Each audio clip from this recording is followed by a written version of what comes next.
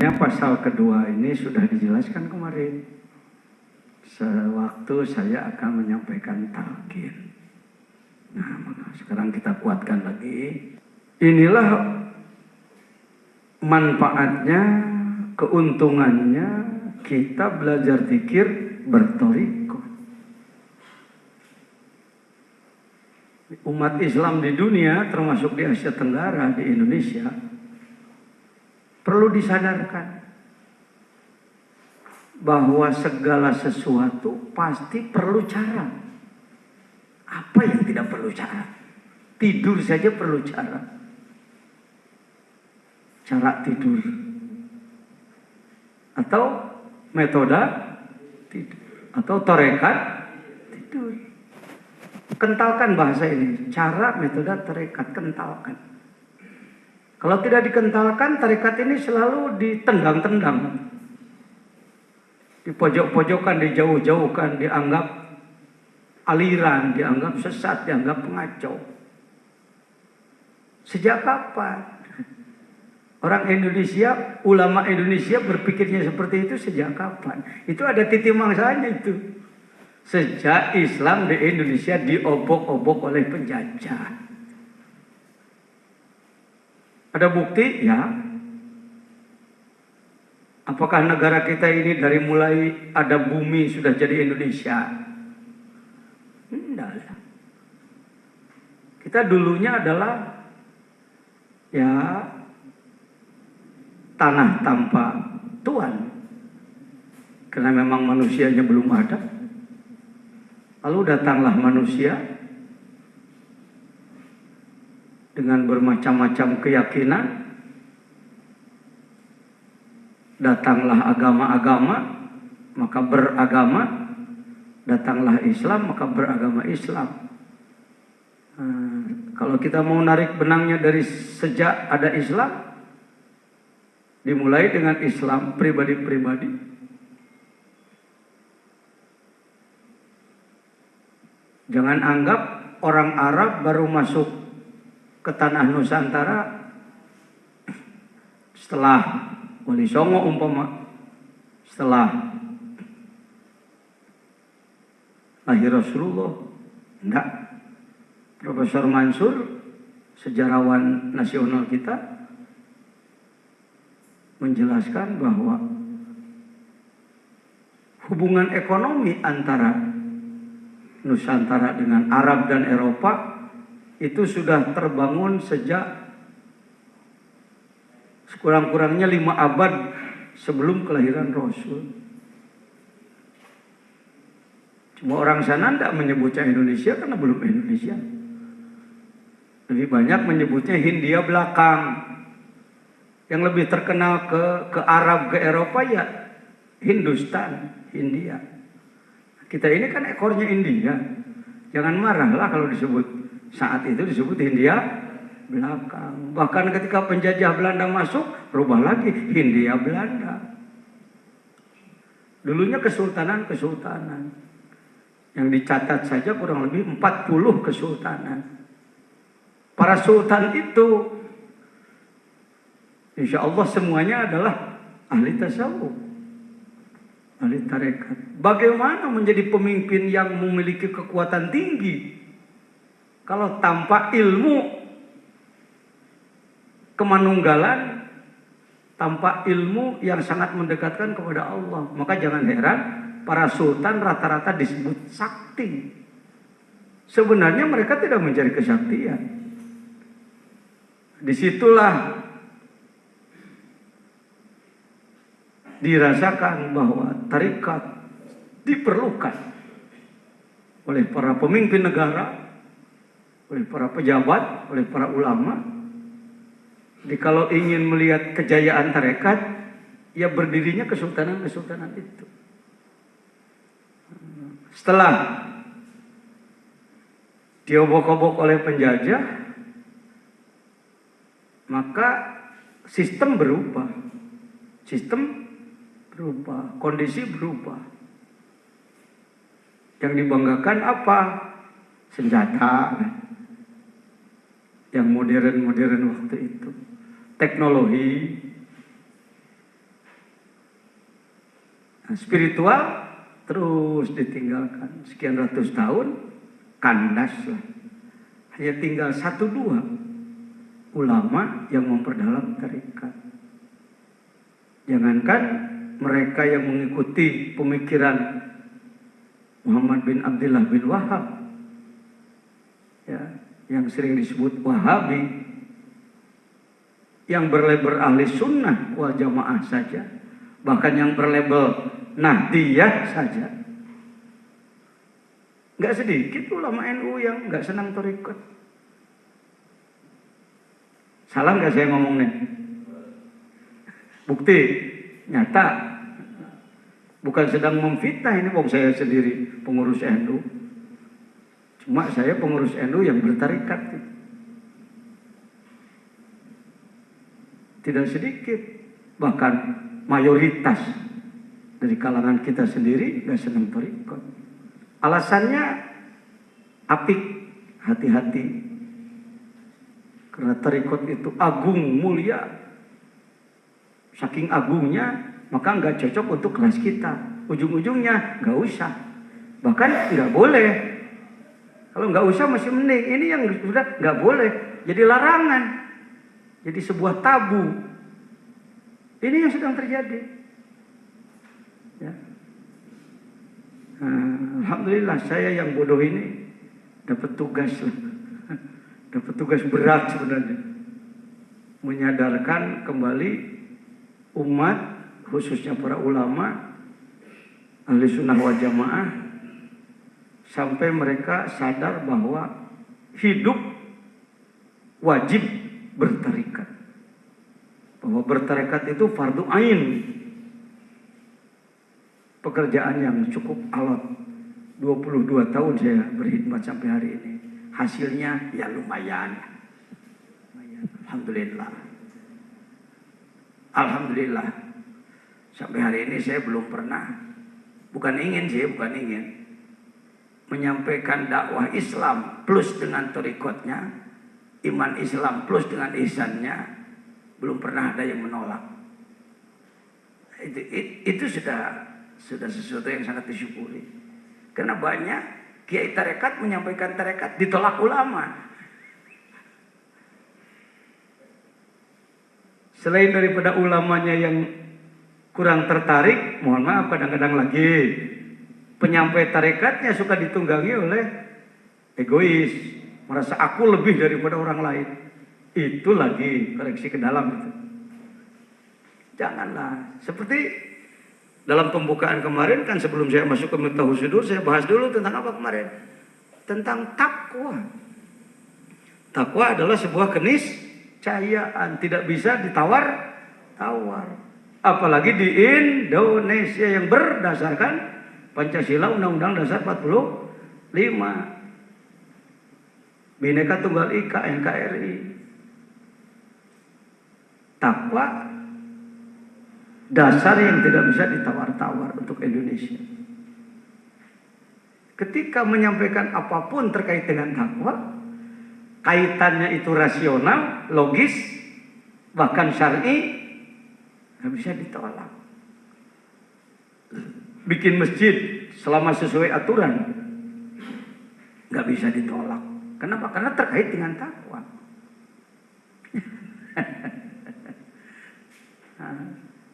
Apa tarekat nggak ada kaitannya dengan takwa? Gitu aja di situ. Ini perlu saya sampaikan. Jangan sampai tarekat menjadi sesuatu yang tersembunyi seumur hidup. Kenapa zaman Rasulullah katanya talqin itu, sebelum talqin Rasulullah bertanya, hal fikum gharib? Apakah di antara kamu ada gharib? Gharib itu ada non muslim, non Islam. Lah, barulah Rasul memberikan talqin. Aglikil bab, tutuplah pintu. Banyak ahli tarekat yang sampai sekarang kalau mau talqin harus tutup pintu. Karena Rasulullah melakukan seperti itu. Gak usah sempit seperti itu berpikirnya. Sangat situasional, sangat kontekstual. Karena di zaman Rasulullah dulu ketika Islam masih lemah, kalau akan menyampaikan talqin, ketahuan oleh kelompok Yahudi yang kuat akan jadi masalah. Termasuk di Indonesia zaman penjajahan kuat, ya wajar lah kalau mau menyampaikan talqin sembunyi-sembunyi. Sekarang saya kadang talqin di lapangan, talqin di pesawat, ya. Talqin di restoran. Pak Jejen ini jorok. Kalau dinilainya oleh kamu saya nggak usah repot lah. Kamunya juga sama bodoh dengan saya atau lebih bodoh. Ya. Tarekat zaman begini terbukanya, yang mengibarkan bendera partai terlarang aja udah berani lah. Yang mengibarkan bendera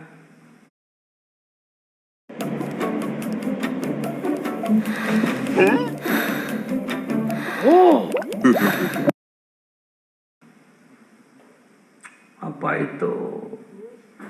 Ya sebutlah sesuatu yang pernah dilarang atau ketahuan jeleknya dulu, orang berani di Indonesia. Apalagi menyampaikan tarekat. Baik, itu obrolan aja sedikit lah. Tapi ngobrol juga mungkin lumayan manfaat ya. Karena di situ strategi kita. Pak, kalau orang ngerti pentingnya tarekat semua, ada kegiatan begini, mungkin tempat segini nggak cukup. Coba kalau ada pengumuman bahwa ada bos besar dari negara anu membagi-bagi uang, membagi-bagi amplopnya 500 ribuan, kira-kira panitia berani nggak nahan orang? Nggak kuat Pak. Saking pentingnya apa? Duit.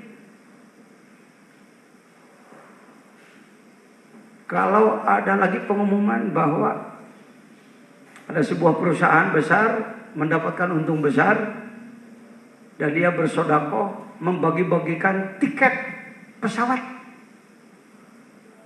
dari mulai Singapura atau yang dekat ke Bali domestik, ke Batam,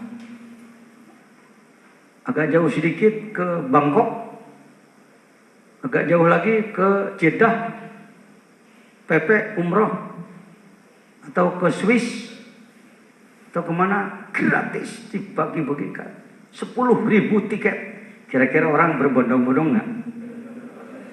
Karena dapat tiket kemana? Ini yang sedang diobrolkan di sini, tiket ke alam laut.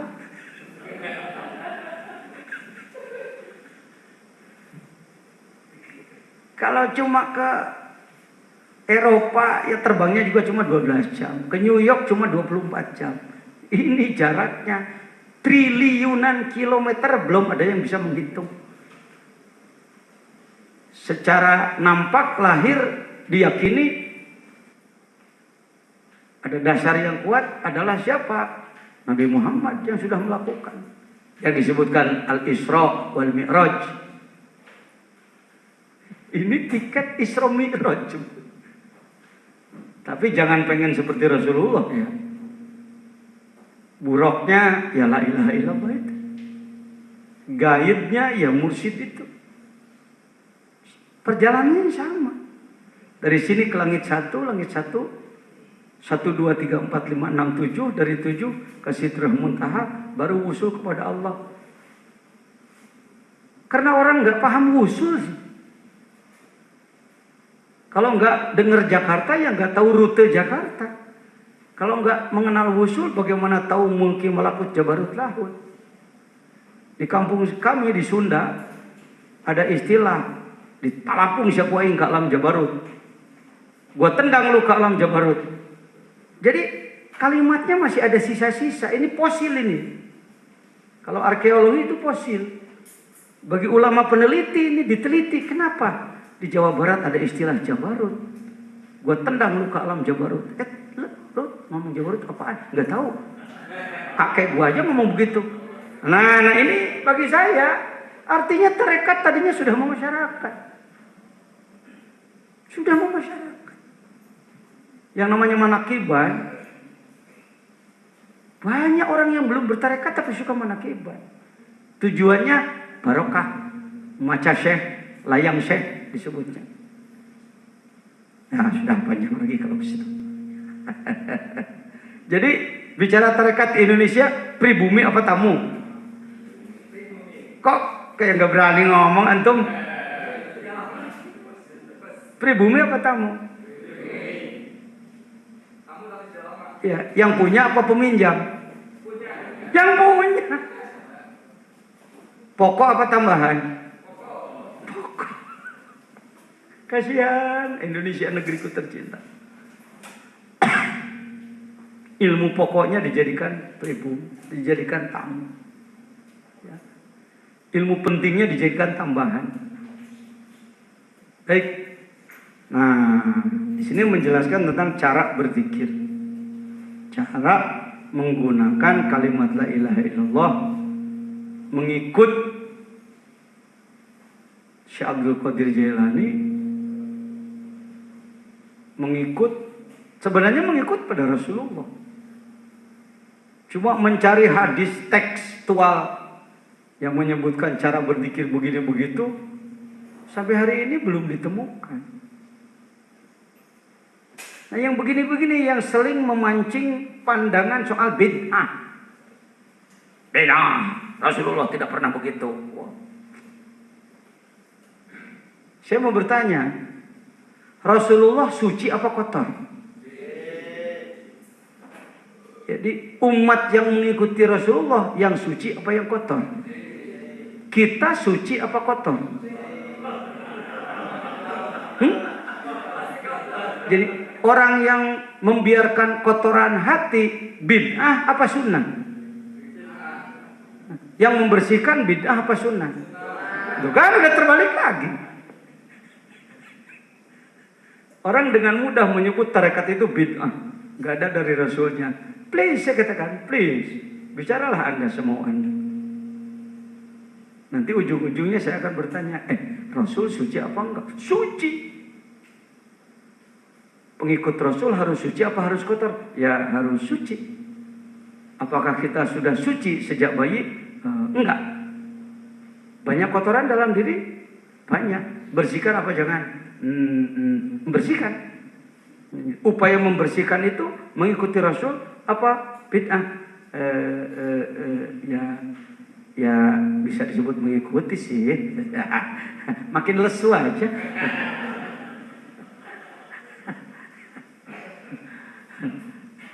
Itu kadang-kadang maka kurikulum vitae saya suka dibuka-buka sebagai pimpinan pesantren, sebagai ketua umum majelis ulama, sebagai penasehat IJMI Jawa Barat.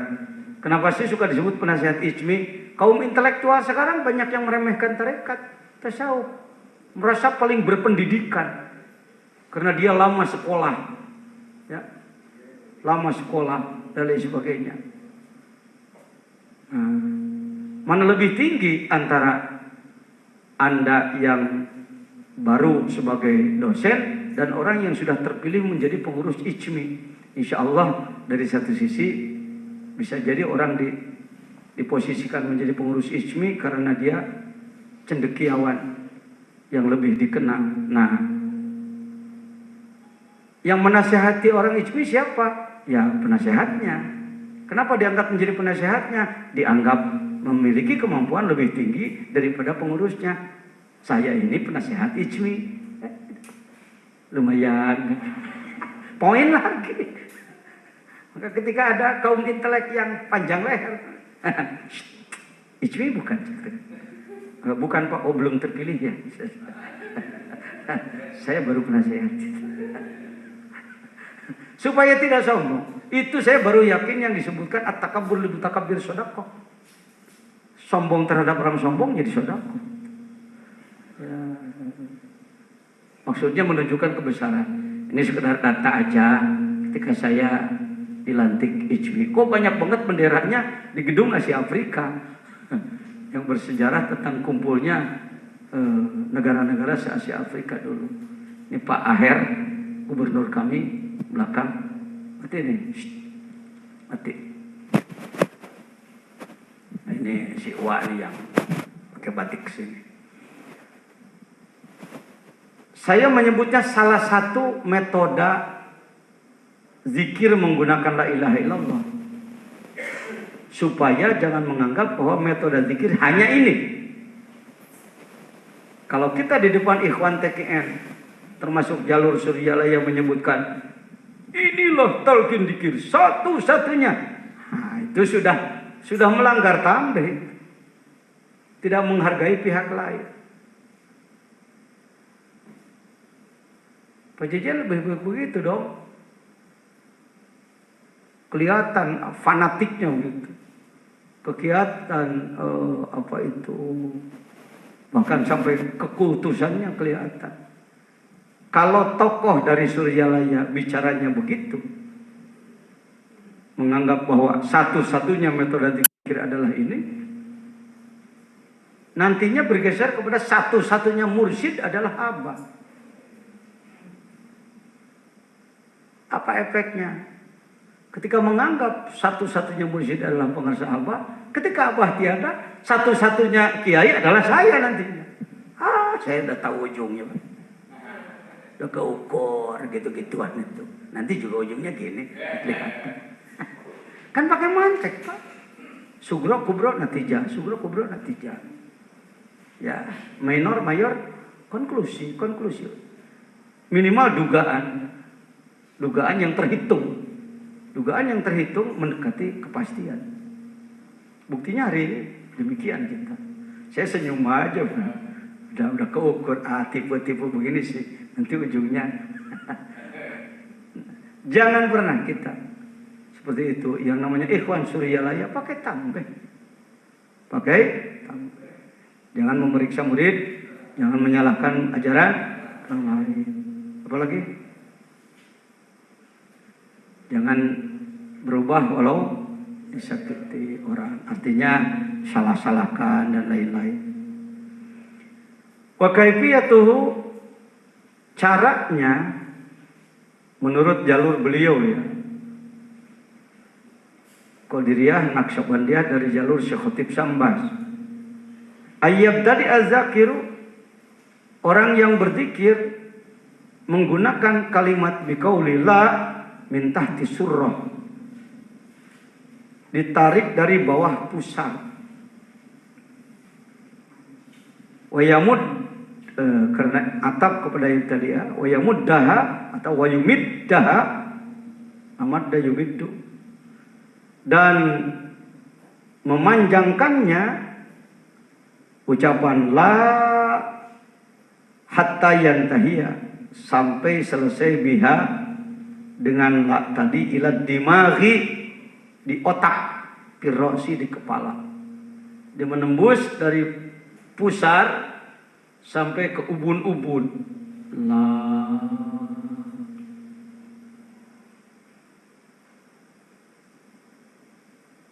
Umpama orang yang terlalu tekstual dalam hadis, nggak ditemukan hadisnya seperti ini, jadi kerjaan seperti ini bid'ah, please.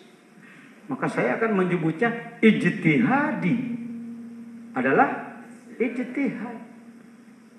Kalau dalam Islam tidak dibuka ruang ijtihad, repot kita, Pak. Repot kita. Serba tekstual, serba saklek. Kendaraan Rasul adalah unta atau kuda, maka selain itu bid'ah.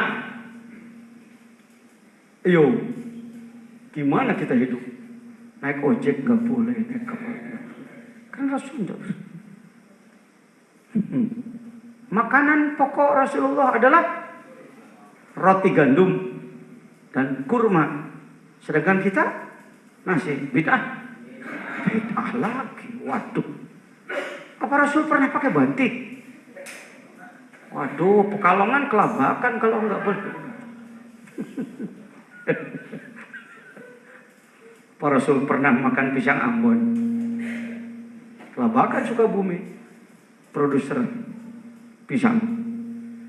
Enggak sempit seperti itu. Dalam Islam ada ijtihad. Di levelnya masing-masing.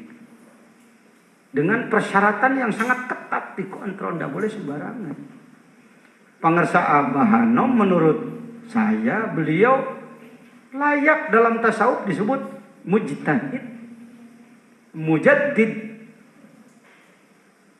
Bapak, andai tarekat ini disodorkan kepada umat, bahasa Sundanya saujratna. Apa saujratna? Seadanya, sesuai aturannya yang sangat ketat. Terus terang, orang-orang di kelas kita gak layak jadi murid tarekat. Saya menyebutnya pengarsa abah itu mujadid, ibarat balung sapi. Balung sapi itu rata-rata gede-gede loh. Tengkoraknya segede gitu. Tulang betisnya segede gitu. Tulang paha, tulang dada, tulang punggung segede gitu. Bisakah balung sapi diberikan pada bayi? Nah, tergantung kecerdasan. Kalau ada yang mengatakan nggak bisa, paham juga saya. Balung sapi segede gitu diberikan kepada bayi, matilah bayi. Tapi kalau kecerdasan digunakan, di blender, ya ditepung, masukkan mesin, keluar jadi tepung, tambah air digodok jadi bubur, kasih gula, berikan pada bayi.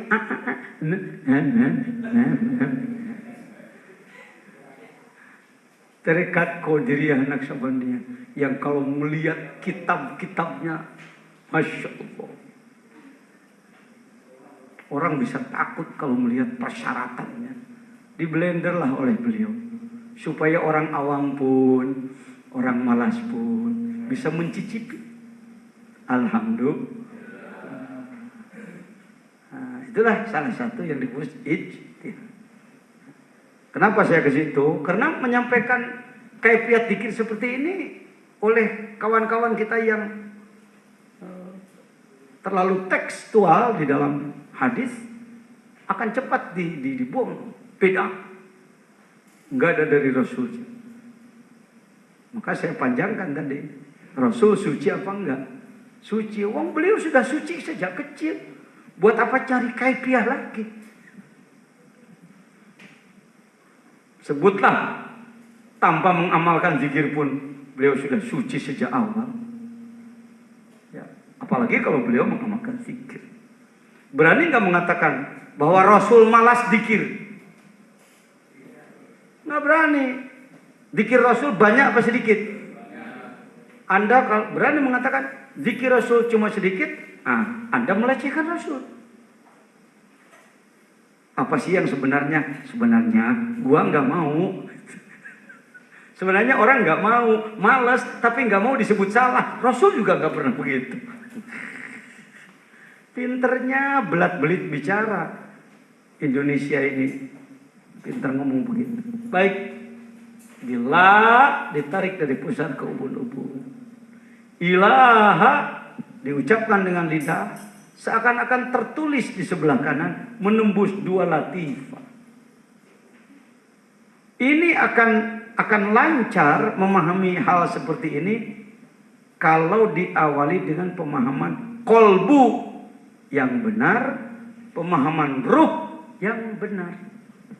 Ketika orang menganggap bahwa kolbu adalah daging hati, apa gunanya zikir seperti ini? Karena kolbu dianggap daging hati, dan itu yang dipahami oleh 99,9% umat Islam di dunia, termasuk Asia Tenggara, Indonesia. Saya sering ngomong, kok ajian ngomong suka Asia, susah ngomongnya juga. Kan saya syuronya di Asia Tenggara, Himpunan Ulama Nusantara Asia Tenggara, saya syuronya. Di jalur kami lah. Kalau ada organisasi lain ya please lah. Please. Tapi kami juga punya jalur untuk mengurus se-Asia Tenggara ini. Ilaha seperti itu. Lihat titik bidiknya. Kenapa di latifah khofa ini perlu disentuh, perlu digetarkan, karena disinilah gudang sifat-sifat baik. Baik budi pekerti, meninggalkan daripada selain Allah, meninggalkan segala sesuatu selain Allah maksudnya. Plus ASI apalagi? Baikan terus.